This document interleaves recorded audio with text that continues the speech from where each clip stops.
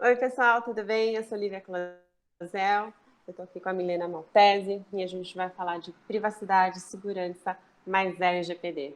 Elas têm a ver? Sim, elas têm. E elas têm objetivos parecidos e elas andam em conjunto, tá? E às vezes até de mãos dadas. A gente começa aqui mostrando um pouquinho o objetivo da LGPD, que é proteger os direitos fundamentais de liberdade e de privacidade. Bom, aqui é só o começo, tá? E a BNT, quando a gente fala um pouquinho de ISO, tá? A gente entra no objetivo deles, que é manter a qualidade das informações. Mais para frente a gente entra um pouquinho no detalhe, né? Que uma coisa também bacana falar da segurança da informação, uma coisa que eles primam, que é confidencialidade, integridade, disponibilidade e autenticidade, né? Então é bacana entender o quão ele foca na qualidade dos dados e como eles serão seguros. Acho que é bacana a gente falar de conceitos iniciais para a gente entender. Mi, explica para a gente um pouco. Então, antes da gente analisar, é bom a gente tá todo mundo na mesma página. Então, quando a gente fala de LGPD em si, o que que a gente está falando? A gente está falando de um tratamento, de um dado pessoal. O que que é dado pessoal?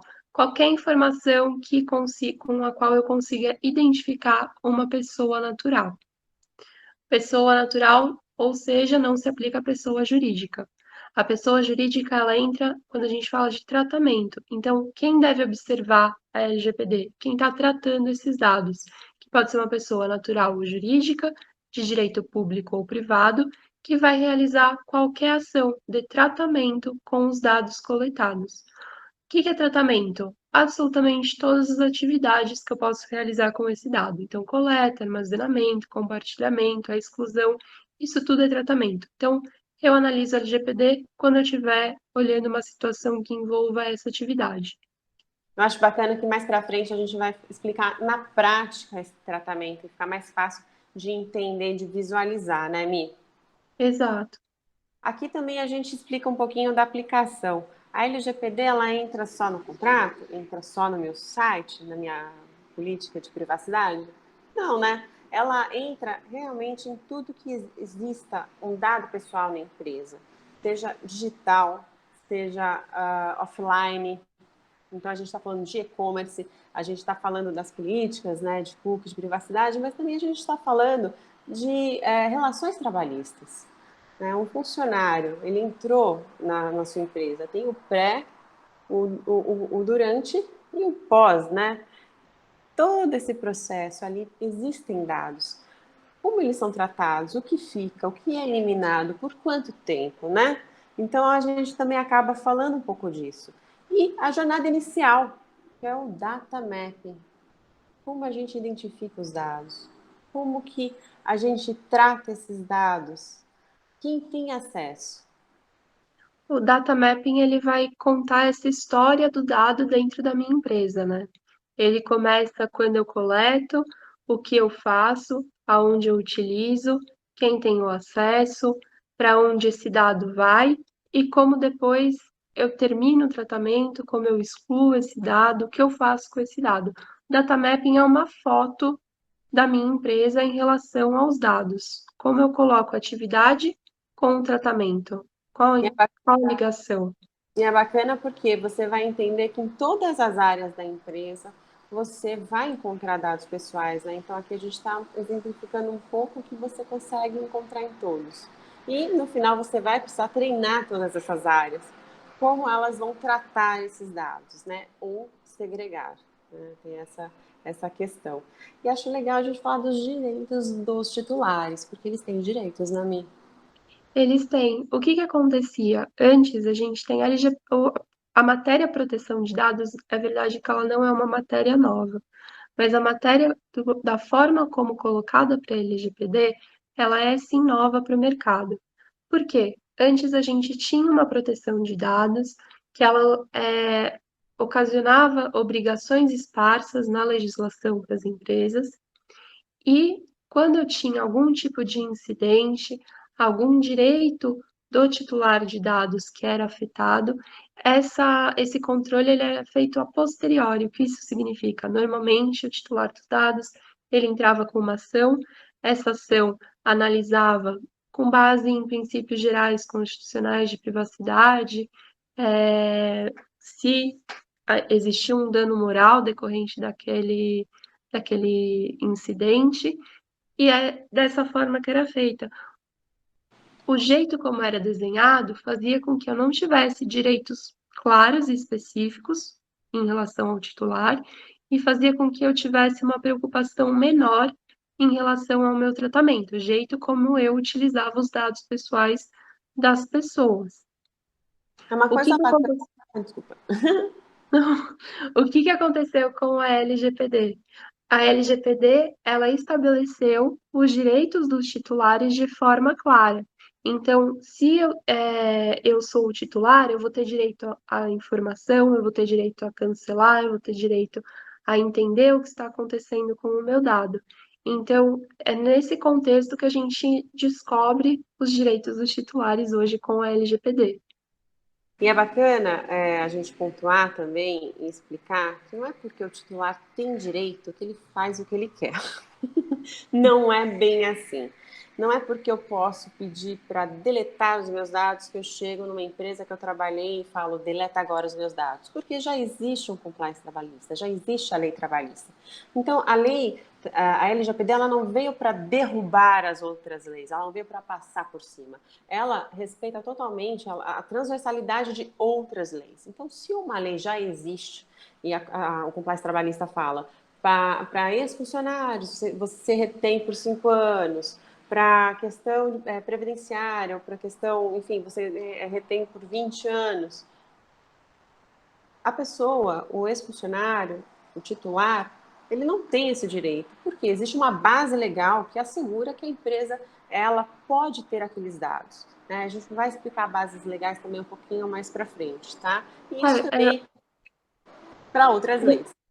isso, é a ideia de que o exercício do direito ele deve ser feito em consonância com o ordenamento jurídico, não é um direito absoluto, ele conversa com as outras áreas e com os outros deveres da empresa. Exatamente. E aqui é bacana a gente falar dos dados sensíveis, né? Porque eles são os mais delicados para serem tratados, né? Eles não podem ser tratados do jeito que a gente quer e achar que só consentiu, tá tudo certo. Não é bem assim, né? Exato, porque o que que acontece? A lei ela colocou duas categorias de dados pessoais. Existem os dados pessoais e existem os dados pessoais sensíveis. O que isso significa? Dados pessoais sensíveis requerem uma atenção especial, uma proteção maior. Por quê? Se você observar esses dados pessoais sensíveis, eles todos têm um potencial discriminatório muito alto. Talvez não tenha uma necessidade no meu dia a dia de fazer um tratamento desses dados. E como esses dados, o vazamento desses dados, um incidente envolvendo esses dados tem um potencial lesivo muito maior do que os outros, eles devem ser protegidos em um nível maior. Então, nem tudo que a gente falar aqui vai se aplicar a dados pessoais sensíveis. Por exemplo, a base legal de tratamento de dados pessoais sensíveis, ela é diferente. Por exemplo, numa entrevista, vamos dar um exemplo concreto. Uma entrevista, as empresas normalmente, elas costumavam perguntar para um primeiro candidato uma origem racial, existiam empresas que pediam orientação sexual, se o candidato era casado ou solteiro, se ele tinha filhos ou não. Esse tipo de dado, Até ele filiação sindical, né? filiação A questão sindical, orientação política, né? política. Não é um tipo de dado que você precisa na hora de fazer uma contratação, uma primeira entrevista. É um tipo de dado que ele tem um viés discriminatório muito alto, se você está em um contexto de entrevista. Então, dados pessoais sensíveis nada mais são do que isso, são dados pessoais que exigem um nível de proteção maior e a lei estabelece taxativamente quais dados são esses. Foi muito legal você dar esses exemplos, Mi, porque é uma das maiores dúvidas dos RHs. O que eu não posso perguntar de acordo com a lei. Ele sabe que existe a lei, existem perguntas que eles não podem fazer, mas eles estão um pouco perdidos no quê, né? E uma coisa que a gente também pode explicar na questão de finalidade e propósito, você tem que perguntar o que tem finalidade para aquela função. Qual é o propósito da vaga? Então você tem que fazer perguntas que são relacionadas àquela vaga, os skills, né? As qualidades, para Exato. preencher as lacunas, né? Os quadradinhos para aquela vaga. Por quê? Você está procurando um profissional para aquilo. Você não está procurando uma mãe, um pai, uma pessoa que mora perto, que mora longe, porque até o local, se você fizer uma segregação explícita, isso pode, não que seja dado sensível, tá? Só para a gente não deixar em caixinhas, mas pode ser um fator discriminatório, tá? Então, só para a gente deixar um pouco claro. E também, Mi, só para falar de dado biométrico, que não pode ser coletado no pré, tá? Na fase pré, mas mais para frente a gente fala do pós, que é algo que, caso seja coletado, também precisa ser extremamente bem tratado, né? Porque é bem Exato. delicado. Nos termos da lei, assim. Exatamente. E a gente tem 10 princípios para tratamento de dados, que a gente acabou de falando, finalidade, propósito, transparência, né? Como que funciona isso na prática? O que que acontece? Como eu falei antes, a gente não tinha uma preocupação no tratamento de dados pessoais. Então, a LGPD ela estabeleceu os 10 princípios para o tratamento. O que significa? Toda vez que eu for tratar um dado pessoal, eu tenho que me guiar por esses 10 princípios. Eu tenho que garantir que o meu tratamento tem uma finalidade, que o meu tratamento está sendo realizado de uma forma adequada, que tem uma necessidade de tratamento. O que significa necessidade de tratamento? Eu vou comprar uma roupa, eu não preciso dar o meu telefone nem o meu e-mail para efetuar a compra. E não pode estar condicionado, porque não é necessário. Ao mesmo tempo, a loja pode querer criar um mailing. Então, é uma finalidade diferente. Comprar a roupa, criar o mailing. Quando eu abro a finalidade de criar o mailing, eu tenho que mostrar que o e-mail é necessário para aquilo, que ela vai receber o e-mail periodicamente. Eu tenho que ser transparente quanto ao tratamento, quanto à finalidade. Eu estou pegando o seu dado para criar um mailing, eu não vou compartilhar o seu dado com terceiro sem você saber. Eu Tem que ter tenho um que analisar. consentimento para isso, né? Tem que ter um consentimento. Então, toda vez que eu for fazer, e é muito legal dar esse exemplo do mailing, porque ele mostra quais são as finalidades, até onde vai a finalidade, começa uma outra atividade. E que eu tenho que ter segurança sempre. Então, os 10 princípios do tratamento de dados pessoais é isso. Toda vez que eu for tratar um dado pessoal, é como se eu tivesse uma caixinha.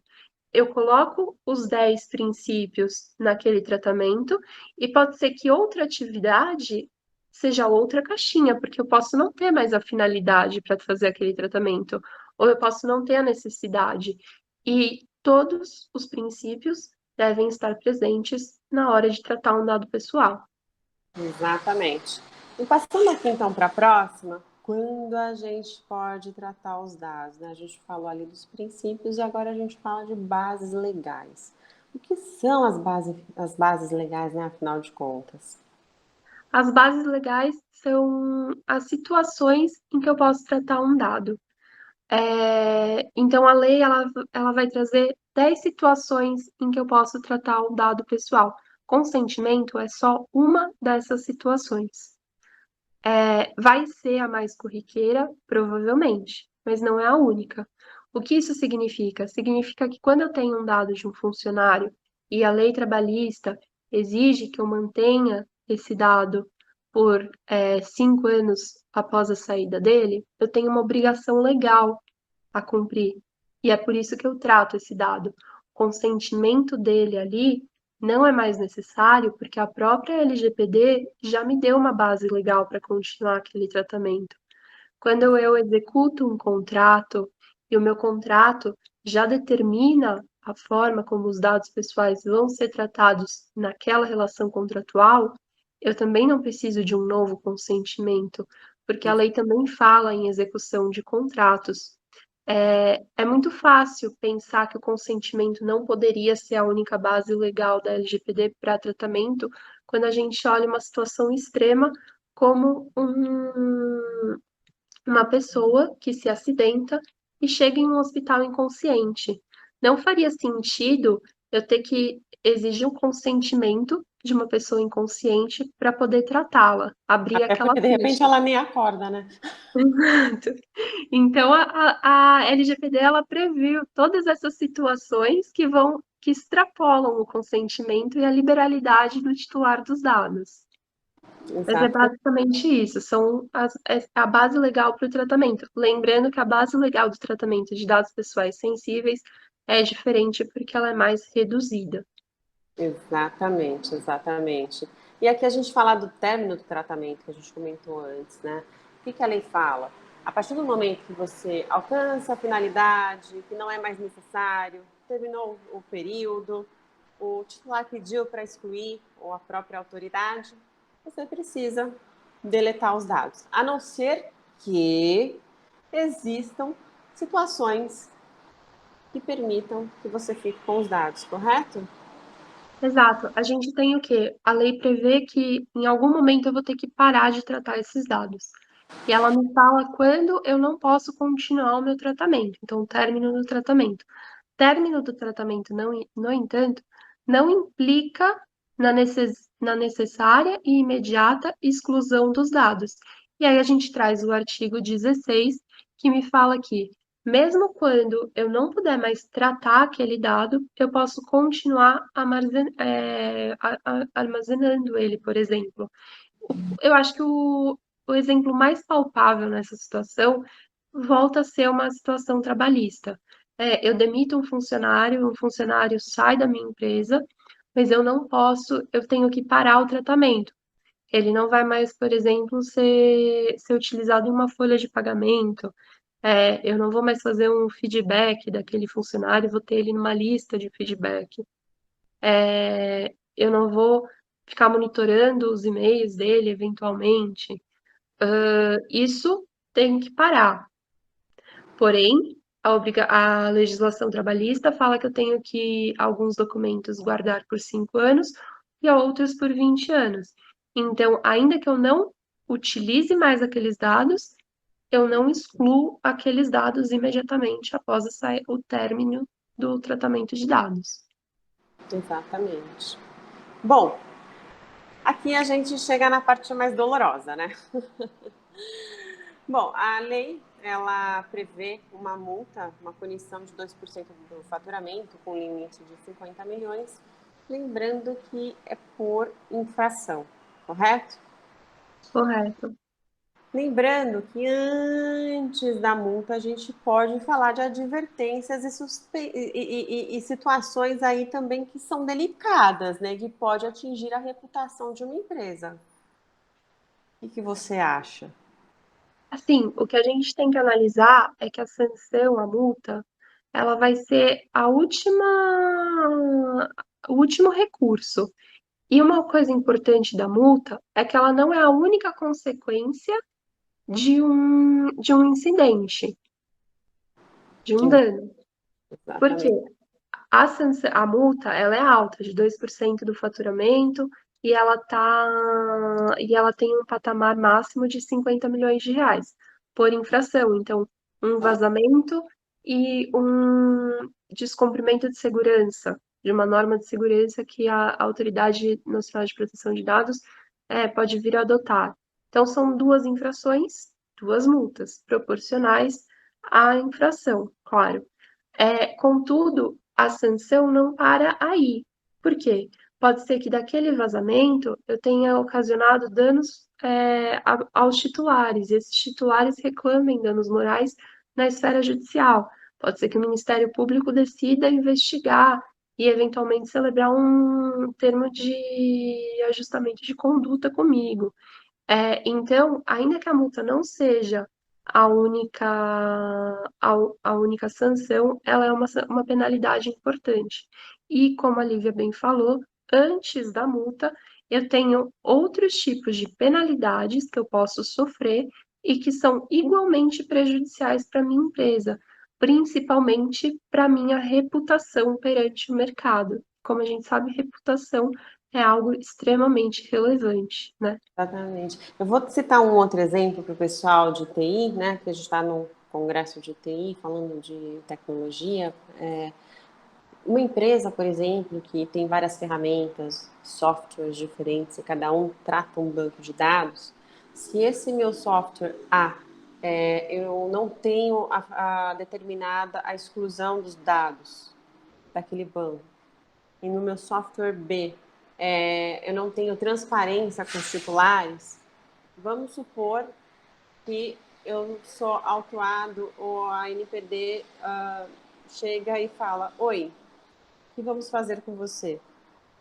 Eu posso sofrer a eliminação daqueles dados respectivos àquela operação, ou a suspensão parcial ou total, que pode ser prorrogada por 6 meses ou mais.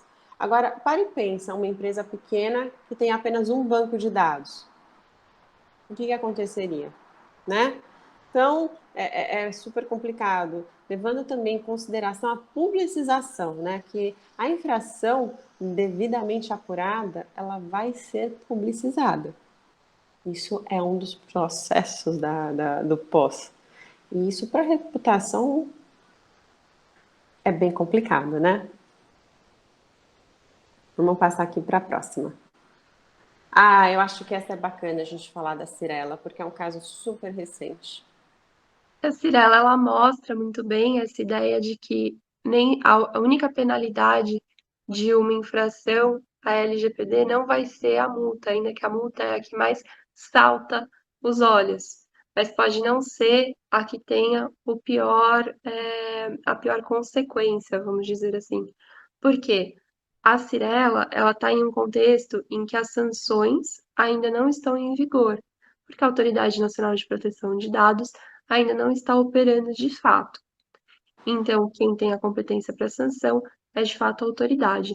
Ainda assim, a Cirela infringiu a LGPD nesse ano, após a entrada em vigor da legislação, Em uma setembro, setembro, super debutou. recente.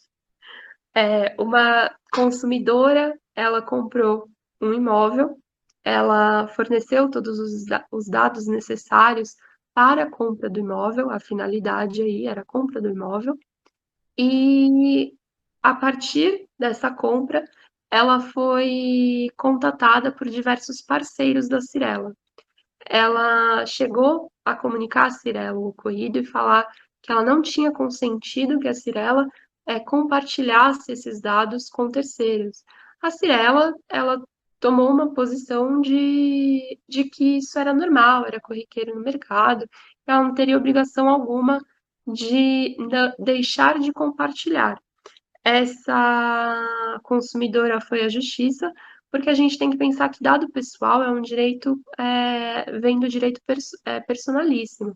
Então, um dano envolvendo um dado pessoal, muito provavelmente vai gerar um dano moral.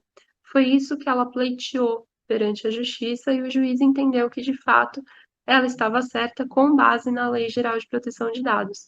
E aí a Cirela pagou um preço relativamente baixo para o tamanho da empresa, R$ 10.000, mas ela foi o caso mais comentado de setembro por não respeitar o direito da consumidora. Não, além de debutar a lei, vamos combinar que ela não só desrespeitou a consumidora, mas ela ignorou totalmente que existe uma lei, passou por cima, né, e teve essa consequência.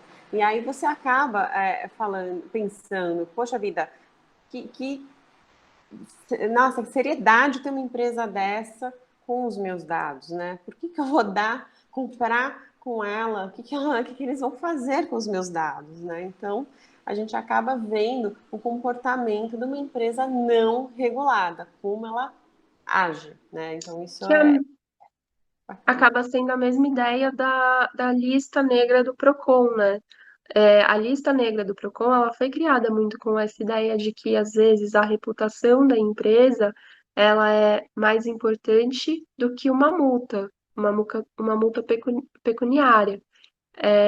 A reputação, quando a gente envolve relações de consumo, ela é extremamente relevante para uma empresa. Então, a publicidade de uma sanção, ela tem um potencial lesivo muito maior, se a gente for analisar. Exatamente. Aqui a gente vai passar rapidamente por outras multas, só para a gente relembrar, são famosas, né? Ou por uso indevido da informação, dos dados, vazamentos, né? Enfim, E milhares. e assim, essas multas, elas são legais de estarem aqui, porque elas mostram que antes da entrada em vigor da LGPD, como a gente tinha falado, já tinha um certo nível de controle em relação à proteção de dados. É só que muda o tipo de cuidado que eu tenho que ter a partir de agora. Exatamente. E lembrando que antes da LGPD estar em vigor, né, antes de tudo isso acontecer, a gente tinha e a gente tem outros órgãos, né, e outras entidades que podem multar também. A gente tem o CDC, a gente tem o Código Civil, a gente tem, enfim, o Marco Civil da Internet. Então, não é porque um não está em vigor que o outro não pode agir, né? E também não quer dizer que dois não podem agir, correto? Exato, a gente tem por exemplo, a Autoridade Nacional de Proteção de Dados, provavelmente ela vai ter uma atuação em conjunto com o PROCON, com o Ministério Público, eventualmente com o CAD, e na hora de atuar, muito provavelmente todos esses órgãos vão utilizar não apenas a LGPD, mas eles vão fazer uma análise conjunta do ordenamento jurídico. Então, LGPD e Código de Defesa do Consumidor, LGPD e Código Civil. É uma tendência é uma tendência normal, porque é uma leitura do ordenamento jurídico como um só, como deve ser feita. Exatamente. Bom, aqui a gente passa rapidamente, só para vocês terem um overview, desde que ela foi criada em 2018, que ela foi sancionada e que ela entra em vigor e que as sanções passam a valer a partir de agosto do ano que vem, tá? Só um overview para a gente relembrar. Aqui, uma coisa que a gente quer pontuar é uma realidade de mercado, né? A gente usou essa ponta do iceberg para ilustrar isso. A LGPD já existia, enfim, outras leis, assim que eu posso falar, outras leis que falavam e que falam de proteção de dados, mas não Exato. existia uma lei que só tratava disso. Logo, as empresas não pararam, a maioria do Brasil não pararam para criar uma cultura para elas, não colocaram internamente uma cultura de proteção de dados. Como, por exemplo, quantas vezes você parou e falou: Ah, estou nessa base legal. Ah, vou pegar este dado com esta finalidade, com esta qualidade de dados. Bom, até agora, né? Nem eu, vamos dizer assim. Então, se a gente parar para avaliar quantos profissionais qualificados existem hoje, até por ser uma lei nova no Brasil, são poucos em relação ao número de empresas que precisam ser qualificadas. Então, na verdade, é um alerta. A gente precisa prestar atenção quem vai cuidar da gente, quem vai regular, porque existem muitas falsas promessas no mercado. A gente vai explicar para vocês mais para frente o que é um processo de regulação e ela não é parcial. Ela não é eu regulo sua empresa em 7 dias. Eu vou regular seu site e você está certo para LGPD. Eu vou revisar o seu contrato da sua empresa e você já está ok. Não é isso. Isso é uma caixinha dentro de um contexto enorme que demoram meses para que a gente consiga regular tudo e às vezes constantemente. Você vai precisar ficar anos e anos arrumando a casa, dependendo, né, do que você está ali dentro tratando. Aqui a gente tem um exemplo. Até fiz uma brincadeira do jogo dos 7 erros, eu vou explicar rapidamente. Eu recebi um e-mail de uma pessoa como adequar seu site à LGPD. O cara tem template padrão, o cara tem sei lá o que padrão, o cara tem mais sei lá o que padrão. Ele vai facilitar no WordPress, seguindo o padrão que ele faz, ele cobra X reais, em 7 dias está tudo certo. Não, gente, não está tudo certo. Não está tudo certo. E, infelizmente, a gente tem visto isso, tá? Então, a gente tem que prestar atenção, até porque uma empresa com até 10 funcionários, ela pode demorar 3 meses, né? Todo o processo. E o que a gente faz, Mi? A gente chama de 3 processos, né? O primeiro processo é o básico, é entender. Eu tenho que entender a minha atividade frente à proteção de dados, o que eu faço com dados pessoais, aonde eles entram na minha atividade. Eu tenho que, a partir do meu entendimento, identificar os meus riscos, as minhas fraquezas, para então eu poder mudar. E mudar significa adotar os documentos da forma correta, os documentos que são os certos para minha atividade, e mudar também significa treinar o meu pessoal, mudar de fato a cultura da minha empresa. E Exatamente. depois que eu mudo, eu tenho que fiscalizar para garantir que um vazamento não vai acontecer, para garantir que eu vou continuar adequada. Porque é importante a gente lembrar que a maior parte da LGPD ela está ligada ao mundo tecnológico. O mundo tecnológico ele não é estável, ele muda com uma certa frequência e não faria sentido a gente adotar uma legislação que fosse estática. Por quê? Porque eu ia ter que ter várias LGPDs ao longo do ano. Então, a Autoridade Nacional de Essa Proteção foi de Dados, difícil.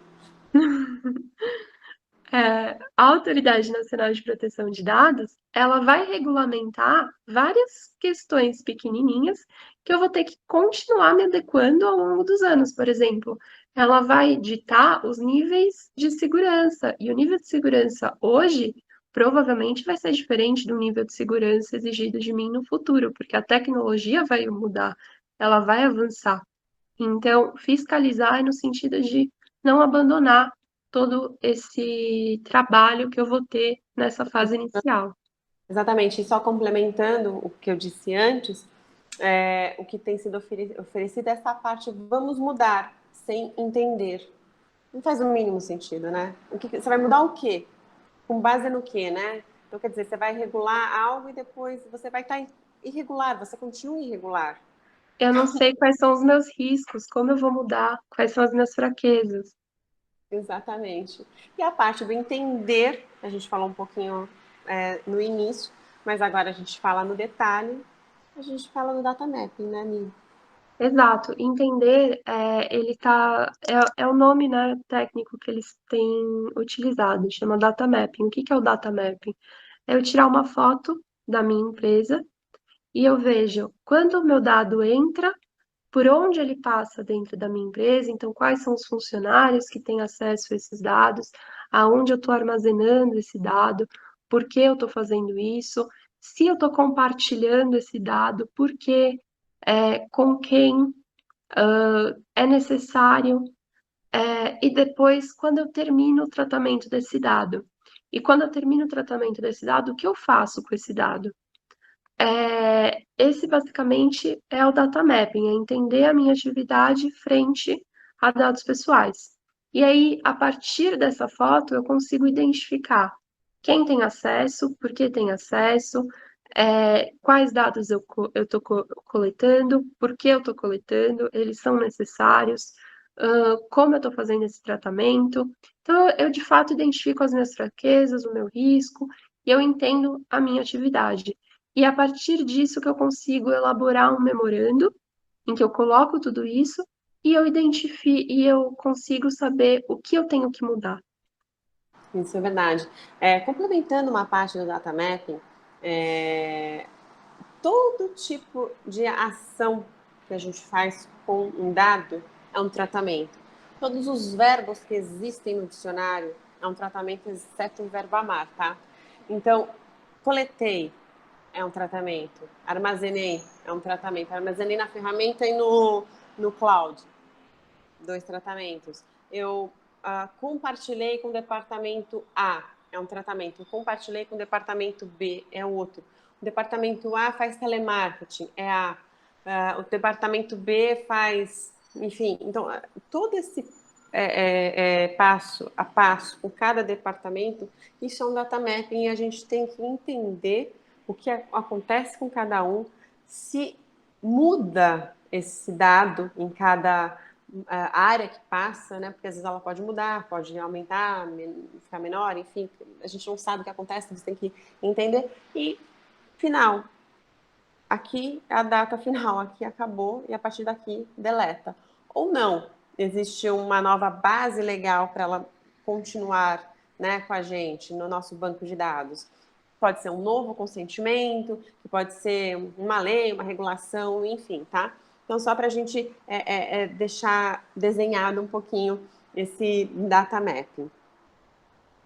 Aqui, a gente, no mudar, a gente dá um exemplo, tenho que explicar esse exemplo, né? Que é uma política de privacidade, literalmente mostrando o exemplo errado. É legal quando é errado, porque a gente grava, né? E não faz mais. A Mi comentou em alguns momentos que a lei exige que a gente não seja genérico, que a gente seja específico, a gente tem que ter transparência, a gente tem que ter finalidade, qualidade nos dados, a gente tem que explicar para o titular o que a gente faz. Então, eu vou coletar um dado para quê? Quando a gente fala que vai pegar para envio material de marketing, é genérico. Até mesmo porque marketing pode ser um monte de coisa, né, Mi? Exato, é uma área enorme. E assim, mais do que não poder ter um tratamento genérico por causa do princípio da transparência em si, da finalidade e da necessidade, a própria lei estabelece que um consentimento genérico ele vai ser nulo. Então, eu tenho que ter essa preocupação em ser muito clara e específica quando eu peço consentimento para um tratamento de dados. E essa é a importância da elaboração de um documento certo, fechado, específico para a minha atividade. Não adianta eu ser um banco e trabalhar com uma política de privacidade de uma loja de roupas. Não adianta eu Frankensteins da também. vida, né? Que a pessoa vai lá, Ctrl+C, Ctrl+V e tá tudo certo, né? Exato, assim, esses documentos, eles tinham, assim, muito sinceramente, antes, eles, se você entrar nos sites, eles tendem a ser genéricos, muito parecidos. Mas a gente tem que analisar quais são os riscos hoje em dia de cada atividade e elaborar um documento que seja bom e certo para aquela atividade. Então, isso quer mudar, e mudar com base no data mapping. Se eu não tenho um data mapping, eu não vou saber o que eu preciso ter num termo de uso, eu não vou saber o que eu preciso ter numa política de privacidade, eu não vou saber se eu utilizo cookies, como eu utilizo esse cookie. E uma coisa importante do cookie é que existe uma discussão, por exemplo, a maior parte das atividades não precisa de um cookie. Eu não preciso ter o rastreamento do cookie da pessoa. Então, não tem a necessidade. Provavelmente é um pop-up que vai ter que aparecer e que vai ter que indicar para aquela pessoa que eu quero rastrear esse cookie, que ela tem que me autorizar a rastrear esse cookie. Que eventualmente, se ela não me autorizar, pode ser que alguma funcionalidade do meu site não trabalhe do jeito como deveria, não trabalhe do jeito ideal. Mas ainda assim, nem toda a minha atividade depende de um rastreamento de cookie. Então, esses são os documentos, vamos falar assim, os documentos principais na hora da mudança. Mas a mudança não se resume a documentos, a mudança também é uma mudança de treinamento do meu pessoal, porque pode ser que os meus dados eles estejam abertos a todos os meus funcionários, e nem todos os funcionários precisem ter acesso àquele dado. Eles têm que saber o que fazer quando eles receberem um e-mail estranho. Pode ser. Exatamente, Então, eu exatamente, tenho que exatamente. tratar. A gente vai falar, inclusive, daqui a pouco, né? Nessa questão também. Deixa eu só voltar um pouquinho aqui na questão Claro. do material de marketing, e já que a gente falou o que é errado, vamos falar então o que é certo, né? Quando você vai falar o que você vai fazer de marketing, você tem que especificar. Eu vou mandar um e-mail, eu estou coletando o seu e-mail porque eu vou fazer um e-mail marketing, vou fazer uma mídia programática, a gente coleta seu IP com a finalidade de remarketing. A gente tem a política de cookie para fazer Google Ads, Face Ads, e também, muito importante, o seu dado vai ser compartilhado com terceiro. Qual terceiro? Agências de publicidade. Se você tem várias, ou se você tem uma rotação, você muda muito de agência, você não precisa colocar o nome da agência. Mas você fala com agências parceiras que realizam a prestação de serviço de publicidade, assessoria de imprensa, né?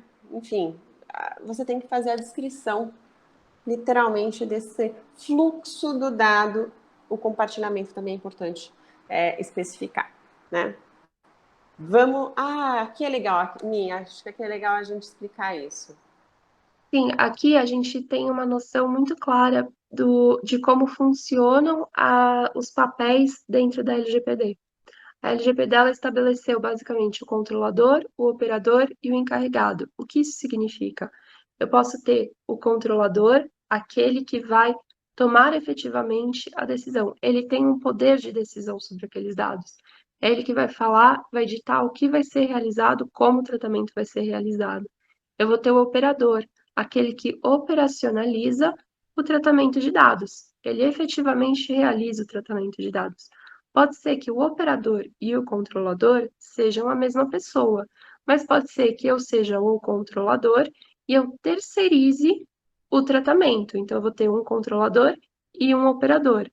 Dentro da ideia de controlador, eu tenho, por exemplo, a figura de um advogado procurador. Se ele é um terceiro que trabalha comigo, mas ele que toma as decisões, ele tem o poder de controle. Dentro do operador, alguns exemplos, eu posso ter os prestadores de serviço terceirizados, eu posso ter um contador, eu posso ter uma prestação de serviço de nuvens. Então, essa é a ideia de controlador e operador, pessoas separadas.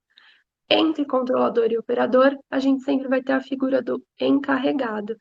E ali é a melhor pessoa para explicar para a gente quem é o encarregado.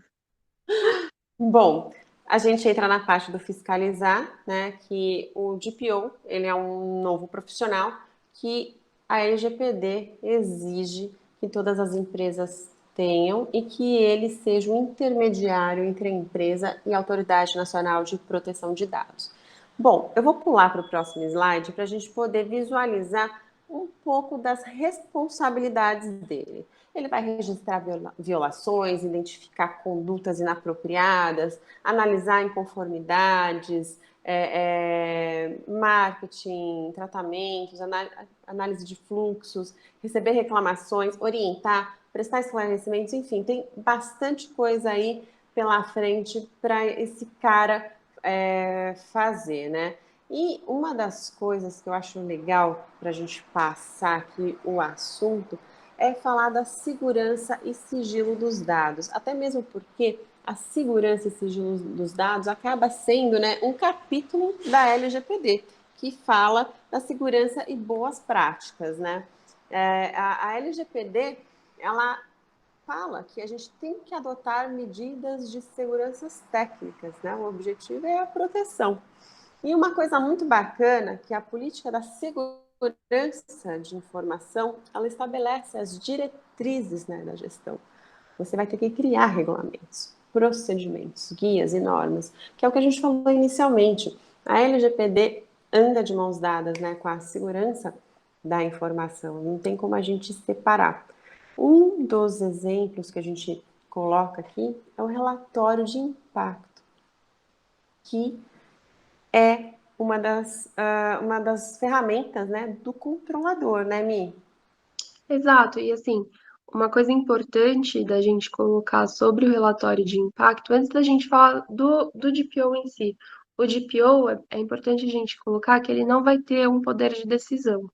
Então, o DPO ele vai indicar para o controlador o que ele está fazendo de certo, o que ele está fazendo de errado, eventualmente o que tem que mudar, mas o poder de decisão ainda vai ser do controlador. E quando a Exatamente. gente fala nesse relatório de impacto, é importante a gente mencionar que já dá para fazer, porque é um documento importante para o encarregado, só que não dá para a gente fazer na forma como pode ser exigido pela Autoridade Nacional de Proteção de Dados. Por quê?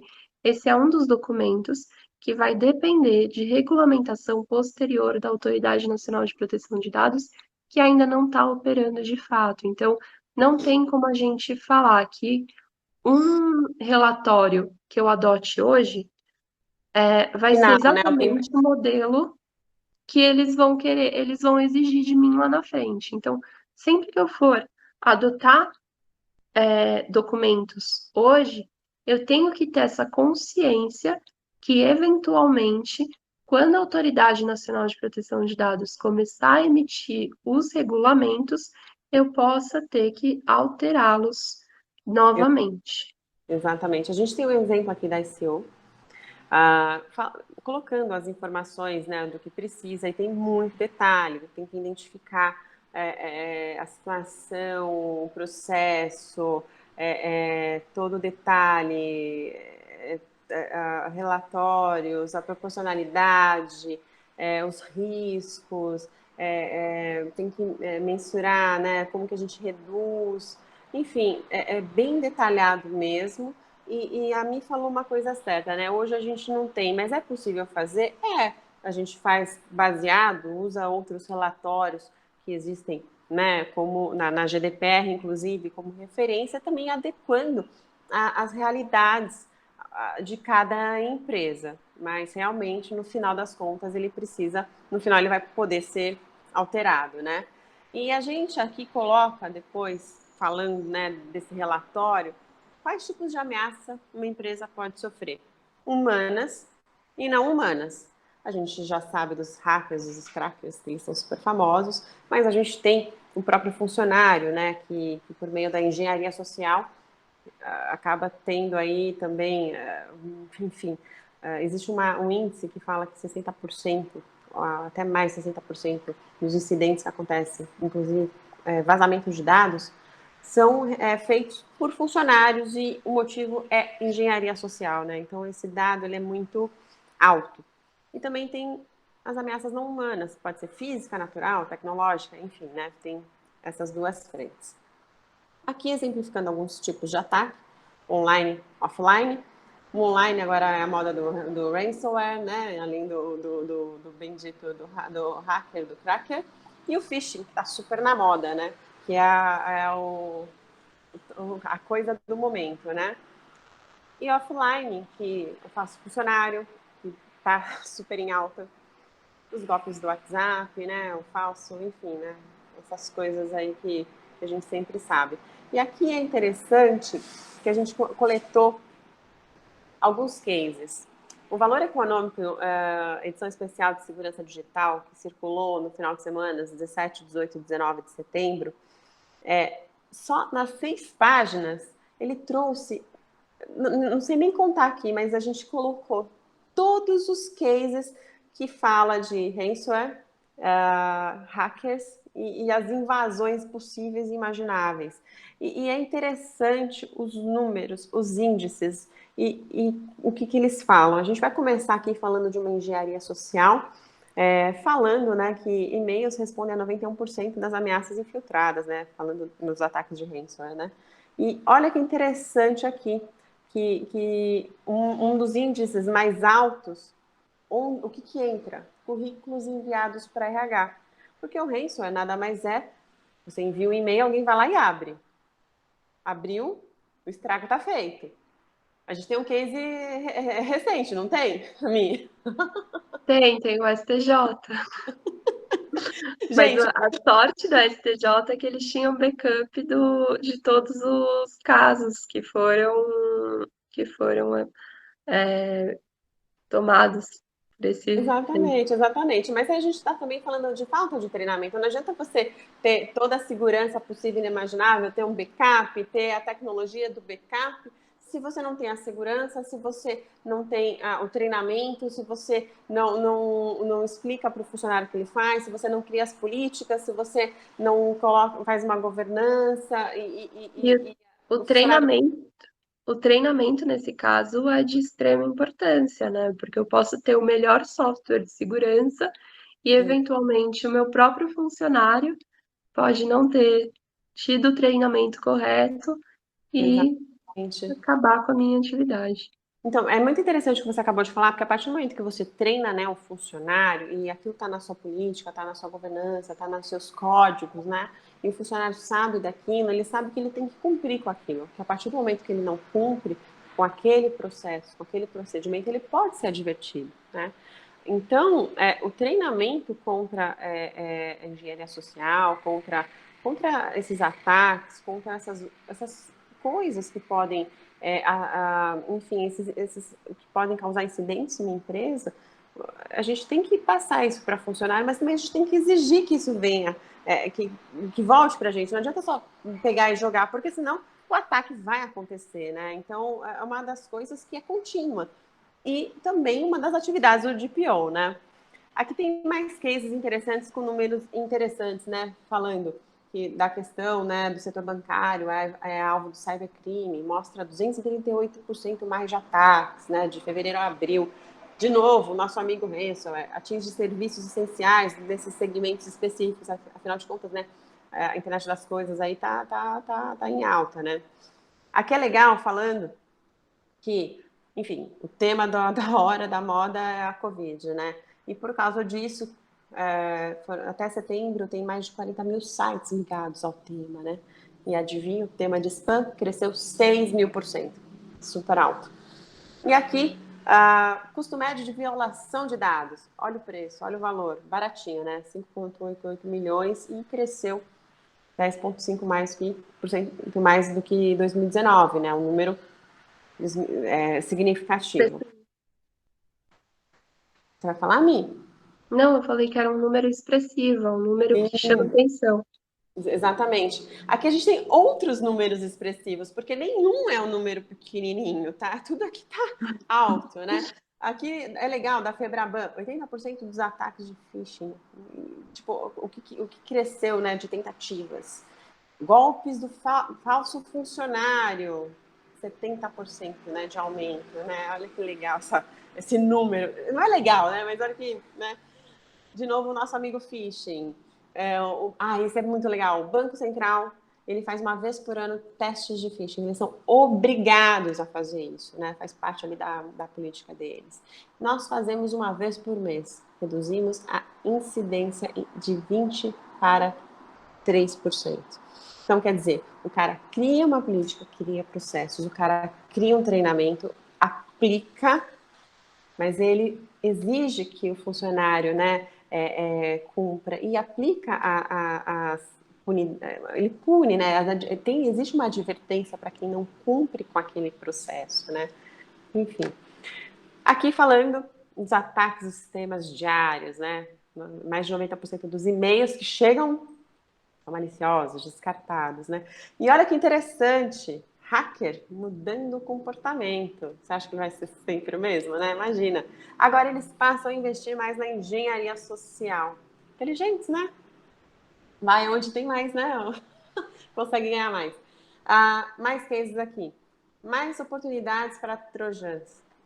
Ai, meu Deus, isso aqui é velho, né? Da minha época. De faculdade. Eu já Antídoto para pragas cibernéticas, essa é o máximo. Educação e conscientização dos usuários, essa é muito boa, tá?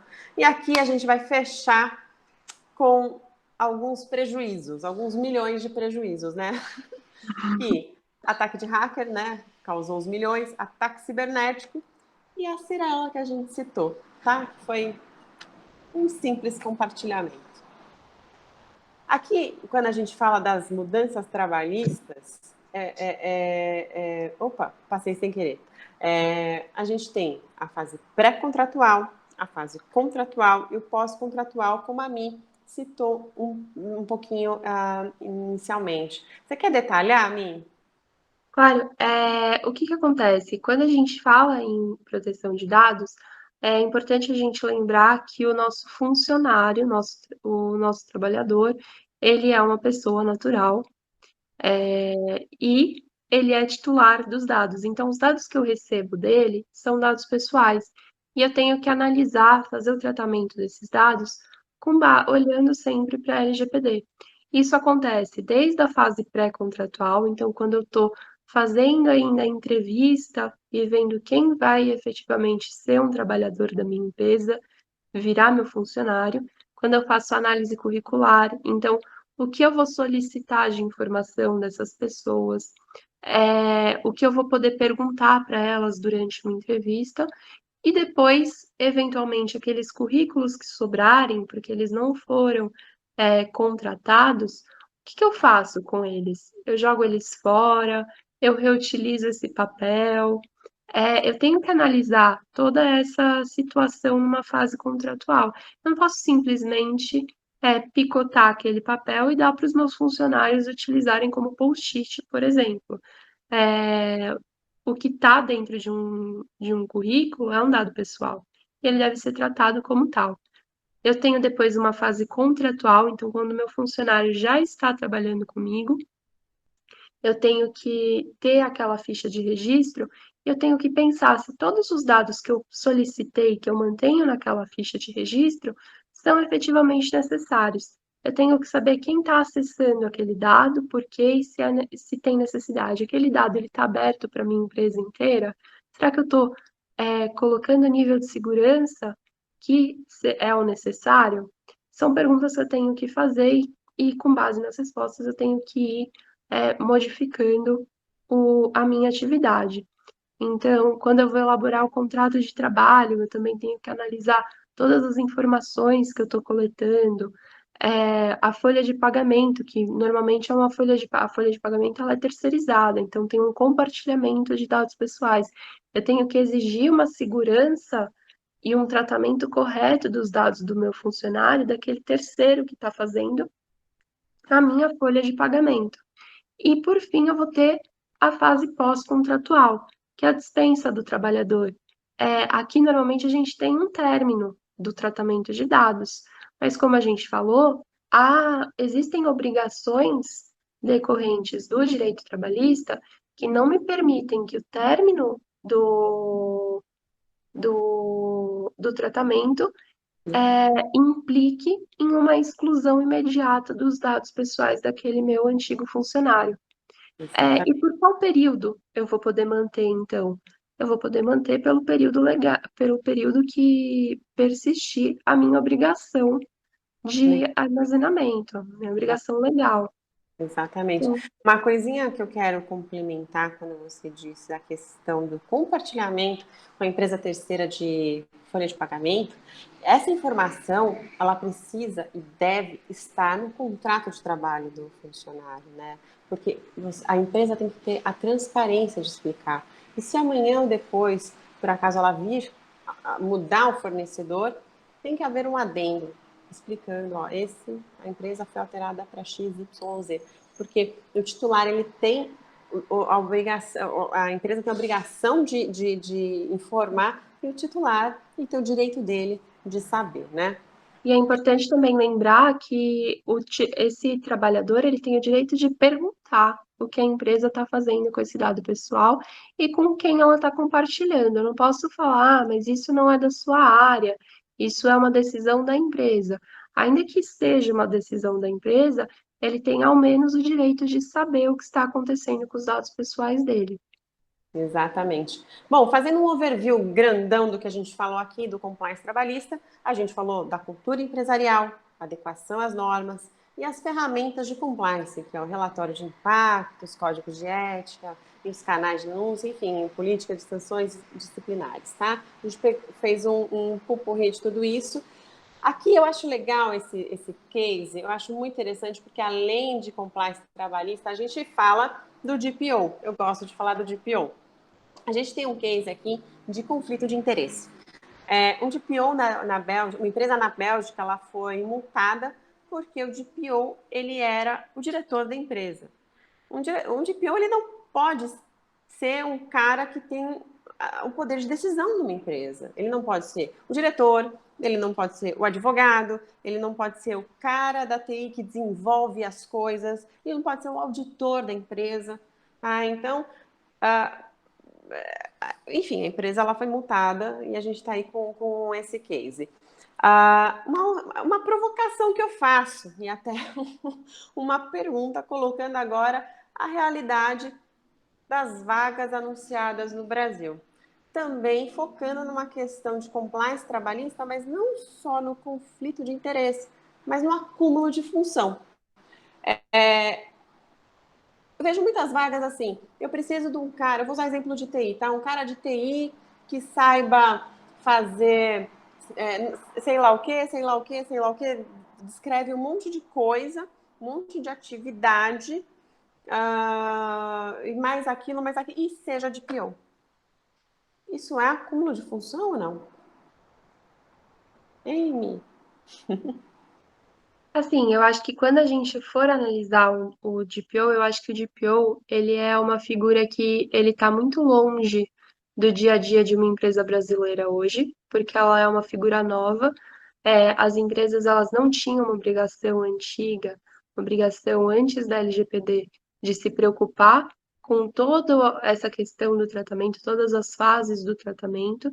Então, hoje elas têm, e mais do que ter uma preocupação, elas têm que manter uma pessoa para garantir que isso está sendo feito da forma correta. É muito longe do dia a dia de uma empresa brasileira. Então, pode ser mais difícil atualmente analisar concretamente a necessidade, perceber essa necessidade, perceber a atividade e a importância do encarregado dentro de uma empresa. E ainda que isso ocorra hoje em dia, provavelmente lá na frente, principalmente depois que a Autoridade Nacional de Proteção de Dados começar a efetivamente emitir seus regulamentos, a gente vai ver uma mudança da cultura das empresas, porque elas vão perceber que o DPO não é uma pessoa que vai ficar sentada e não vai fazer nada o dia inteiro e ele vai poder fazer mil outras coisas.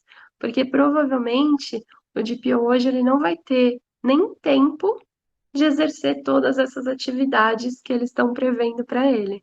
Exatamente, até mesmo porque se ele exercer, ele vai trabalhar uma jornada na qual, além, enfim, a gente vai entrar agora em compliance trabalhista, não é o caso. Vamos mudar de assunto e vamos voltar para a LGPD e falar de vazamento de dados. Você falou uma coisa tão legal que até quando está no papel é dado pessoal. Olha que exemplo bacana que a gente tem dessa loja de Rondônia que usou currículos para embalar produtos de Ganhou um destaque ruim, né, no jornal. Isso mostra que as empresas brasileiras, elas têm de fato uma dificuldade em saber o que fazer com aquele currículo, e elas muitas vezes não têm a percepção de que o currículo em si já é um dado pessoal, contém ali um monte de dados pessoais, e que ele tem que ser tratado da forma correta e segura, como é exigido, não é mesmo? Porque como é que eu vou fazer para compartilhar um currículo com um terceiro sem ter o consentimento, sem ter a base legal para isso? Como é que eu vou transformar um monte de currículo em embalagem de produto? E se aquela pessoa que recebe o produto, vai receber o endereço, o e-mail, o nome completo Essa de um loja pode dar a mão para a Cirela e eles podem estar juntos. é complicado. Meu pai amado. Enfim, gente, isso é vazamento de dados, tá? É uma coisa engraçada, parece até piada, mas isso é vazamento de dados e isso seria passível de uma advertência, multa, publicização, enfim.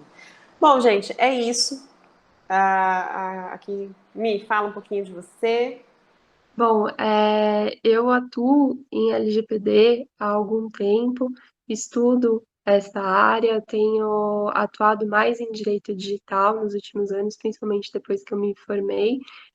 Eu faço hoje mestrado na Universidade de São Paulo, com ênfase em direito internacional, e eu sou advogada também, então eu de fato atuo nessa parte de direito digital. Então, tudo que a gente falou aqui tem de fato um nível de conhecimento.